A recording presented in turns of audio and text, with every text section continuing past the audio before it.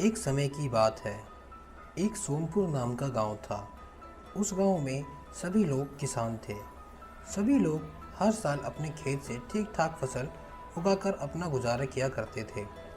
लेकिन उस गांव में एक किसान और भी था, जो बाकी सभी किसानों से ज़्यादा गरीब था, क्योंकि उसके पास ज़्यादा ज़मीन ना होने के कारण वह अपने खेत से अच्छी फसल नहीं उगा पाता था, जिसके कारण वह गरीबी से बाहर नहीं आ पा रहा था। निर्मला, हर साल की तरह इस बार भी हमारी फसल कुछ खास नहीं हुई है। हम क्या अपने लिए रखेंगे और क्या खाएंगे और क्या बेचेंगे, मेरे तो कुछ समझ नहीं आ रहा। मैं तो जी कब से आपसे कह रही हूँ कि यहाँ कुछ नहीं रखा है। हमें ये सब बेच के शहर चले जाना चाहिए। आखिर कब तक हम इसी गांव में रूखे सूखे से गुजारा करेंगे। अपना नहीं तो कम से कम अपनी बेटी के बारे में तो सोचो। निर्मला, तुम कैसी बात करती हो? ये सब हमारे दादा परदादा की ज़मीन है, इसे कैसे बेच दूँ मैं? निर्मला से बहस करने के बाद चंपक अगली फसल की तैयारी के लिए अपने खेत जाने लगता है।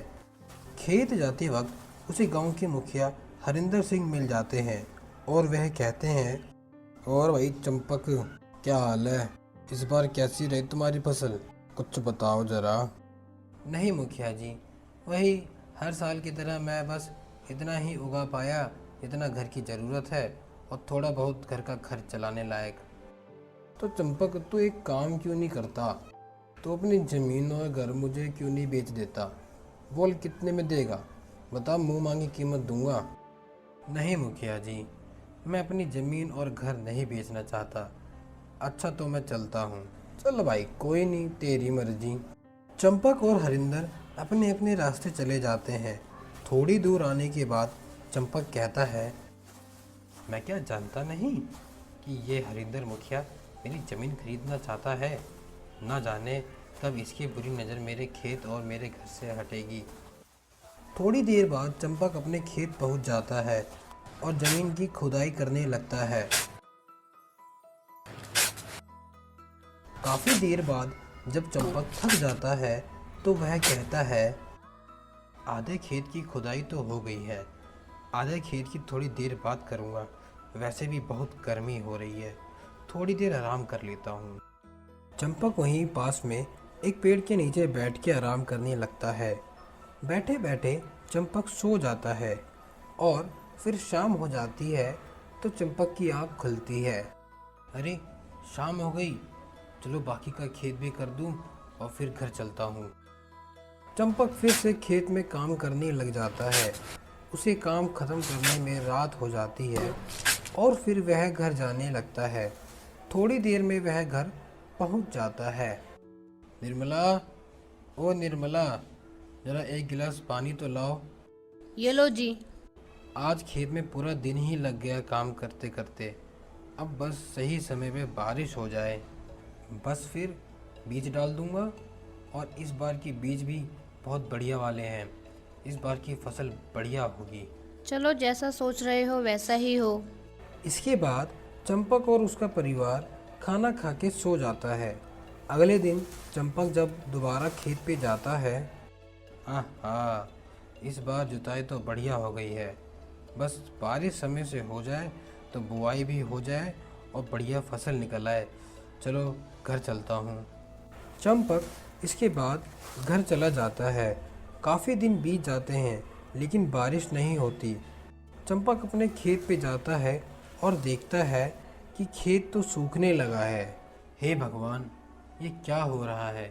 क्या इस बार पिछली बार से भी ज़्यादा मुश्किलों का सामना करना पड़ेगा? अगर इस बार अच्छी फसल नहीं हुई तो लगता है कि मुझे अपना घर और खेत दोनों बेचने पड़ जाएंगे। दुखी चंपक घर आ जाता है और अपनी बीवी निर्मला से कहता है, निर्मला, लगता है कि इस बार सचमुच हमें अपना घर और ज़मीन बेचनी पड़ जाएगी। चलो जैसा सोच रहे हो वैसा ही हो। कुछ दिन और यूं ही बीत जाते हैं और फिर एक रात अचानक से बारिश होने लगती है। तभी चंपक उठ जाता है और कहता है, शुक्रिया भगवान, जो आखिरी समय रहते तूने बारिश करवा दी। अगले दिन चंपक अपने खेत में पहुंच जाता है और अपना खेत देख के बहुत खुश होता है। चलो शुक्र हो भगवान का जो बारिश हो गई। अब चलो मैं खेत में बीज डाल देता हूँ। अगले दिन चंपक अपने खेत में बीज डाल देता है। कुछ दिन बीत जाने के बाद बीज अंकुरित होकर बाहर देखने लगते हैं और तभी वहीं चंपक अपने खेत में पहुंचता है। चलो बीज भी अंकुरित हो गया है, अब बस कुछ महीनों की बात है और फिर ये फसल बेच के मेरी घर की हालत ठीक हो जाएगी। कुछ महीने बीत जाने के बाद जब फसल पक के तैयार हो जाती है, निर्मला, इस बार की फसल पिछले कई सालों की फसल से बेहतर है और इस बार हमारे बीज भी तो बेहतर है, तो हमें उसकी कीमत भी अच्छी मिलेगी। चलो अच्छा है, अब लगता है कि हमारे हालात ठीक हो जाएंगे। फिर फसल की कटाई का दिन भी आ जाता है। चंपक अपनी फसल काट के उसे लाला के घर ले जाता है। ये लो लाला जी, इस बार की फसल। अरे चंपक, इस बार तो तेरी फसल लगता है बहुत बढ़िया हुई है। हाँ लाला जी, ऊपर वाले के आशीर्वाद से इस बार फसल 6 गुना पैदा हुई है। ये लो इसके पैसे। चंपक अपनी फसल की कीमत लेकर घर पहुंचता है। अरे ये क्या है जी, ये हमारी फसल की कीमत है क्या? हाँ निर्मला, ये हमारी फसल की ही कीमत है। अपनी फसल की अच्छी कीमत पाने के बाद चंपक अपने घर की मरम्मत भी करवा लेता है और चंपक अब और ज़मीन खरीद लेता है और हर बार इसी तरह से फसल उगाता है और अच्छे से अपने परिवार की परवरिश करता है।